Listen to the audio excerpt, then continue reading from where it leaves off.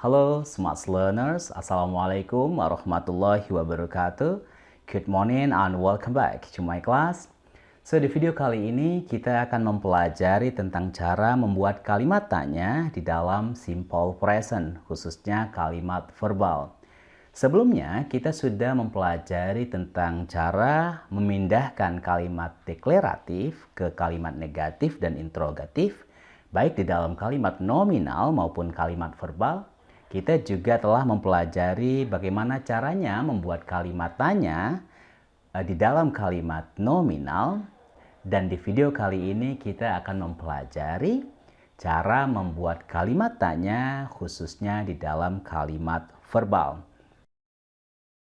Sebelum kalian mendengarkan penjelasan tentang materi yang akan kita bahas pada video ini, sebaiknya kalian sudah memahami terlebih dahulu apa sih yang dimaksud dengan kalimat nominal dan verbal, pronoun alias kata ganti di dalam bahasa Inggris, serta penggunaan do dan does pada simple present. Pemahaman yang bagus akan item-item yang baru saja saya sebutkan tentunya akan membantu kalian dalam memahami materi yang akan saya sampaikan pada video kali ini. So, sudah paham? Yuk kita lanjut ya. Berikut ini adalah kalimat tanya menggunakan question word atau kata tanya. Dan ini adalah jawabannya. So, jika kita perhatikan pola dari kalimat tanya question word ini, maka bisa kita tuliskan patternnya seperti ini. Question word plus do slash does plus subject plus verb. Kadang-kadang juga kita butuh objek tergantung kebutuhan. Dan ini adalah pattern dari jawabannya. Ada subject plus verb plus objek. Ini persis seperti apa yang sudah kita bahas pada pertemuan sebelumnya. Ini kita sebut dengan pola dari kalimat deklaratif. Jadi, walaupun kita sedang dalam pembahasan tentang cara membuat kalimat tanya, kita tidak boleh melupakan pembahasan-pembahasan terdahulu.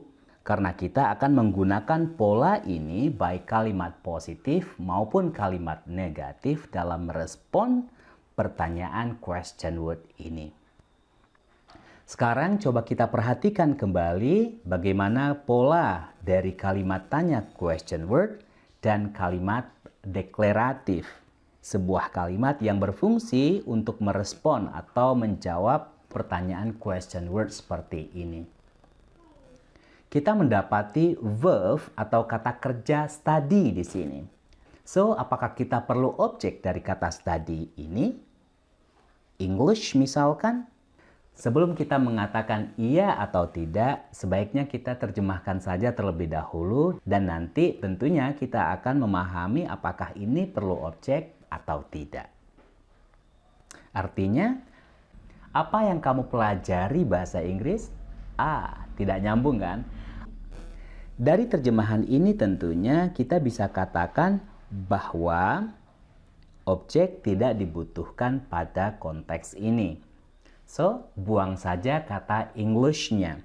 What do you study? Apa yang kamu pelajari? Jawabannya misalkan, I study English. Bagaimana jika kata tanya what, kita ganti dengan where seperti ini? Apakah kita membutuhkan objek? Terjemahkan saja terlebih dahulu, lalu nantinya kita akan memahami apakah kata ini membutuhkan objek atau tidak. Where do you study? Di mana kamu belajar? Jika ditambahkan objek English, misalkan, where do you study English? Lalu terjemahkan, di mana kamu mempelajari bahasa Inggris? Nyambung? Nyambung ya? So, kita boleh tambahkan objek atau tidak menambahkan objek, tergantung kebutuhan kita. Where do you study? Di mana kamu belajar? I study in my campus. Where do you study English? Di mana kamu belajar bahasa Inggris? I study English in my campus. Dari dua contoh ini, setidaknya ada dua catatan yang bisa kita ambil darinya. Catatan yang pertama, Kata kerja bisa ditambahkan objek, bisa juga tidak, sesuai dengan kebutuhan kita ketika kita berbicara dalam konteks tertentu. Untuk memudahkan kita, apakah sebuah kata kerja membutuhkan objek atau tidak, kita bisa mengetesnya dengan cara menerjemahkannya terlebih dahulu. Jika hasil penerjemahan tersebut tidak logik, tidak berima dalam pikiran kita, kita bisa pastikan bahwa kata kerja ini tidak membutuhkan objek. Seperti pada contoh yang ini tadi. Namun sebaliknya, jika hasil penerjemahannya mudah dipahami, logik dalam pikiran kita, berima dalam pikiran kita, maka kita bisa tambahkan objek dari verb ini. Artinya, boleh kita gunakan objeknya, boleh juga kita tidak gunakan. Seperti ini misalkan. Where do you study? Where do you study English? Kalimat yang pertama tidak kita hadirkan objek dari verb-nya. Kalimat yang kedua kita hadirkan objek dari verb-nya. Study berarti study apa saja boleh. Mungkin saja English, mungkin saja Spin, mungkin saja Mathematics atau yang lain. Kalau study English berarti sudah tentu yang ditanyakan adalah bahasa Inggris.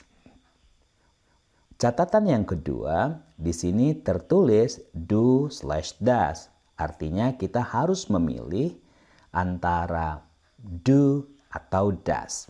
Tentunya tergantung kepada subjek dari kalimat tersebut. Karena di sini subjeknya adalah you, maka kita pilih do dan kita buang does-nya.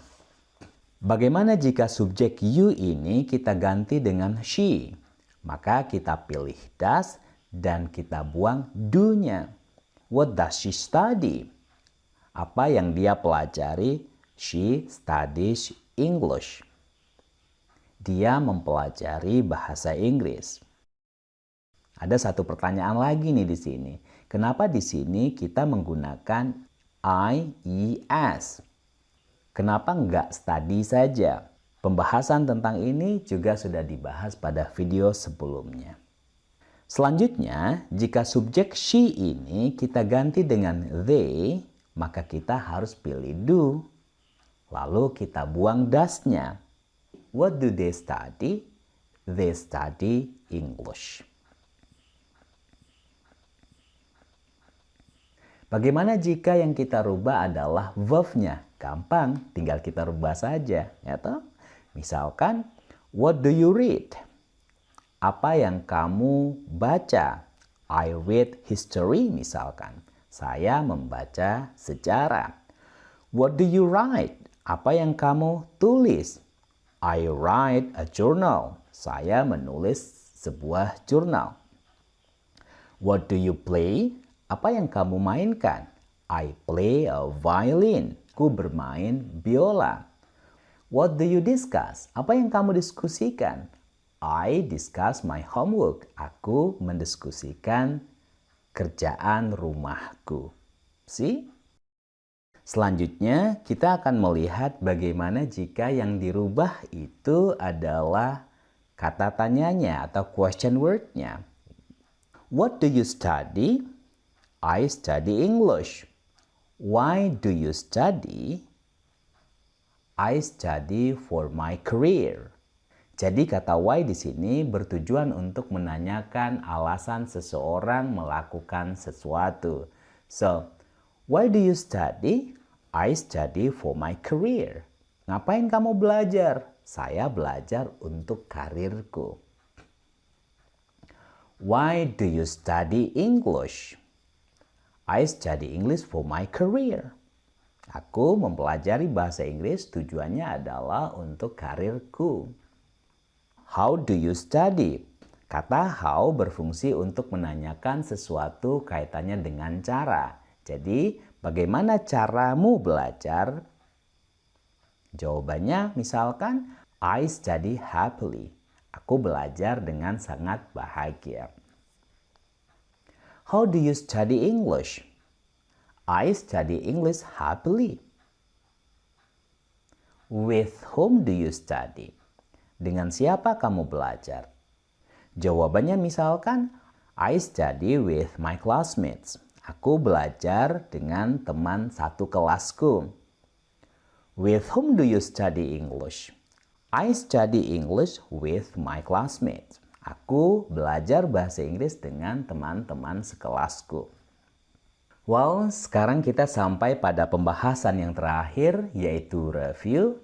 Yang pertama yang harus kita ingat adalah bahwa do dan does adalah sesuatu yang harus dipilih, dan dasar kita memilihnya apakah kita menggunakan do atau menggunakan does, dasarnya adalah subjek, tergantung subjeknya.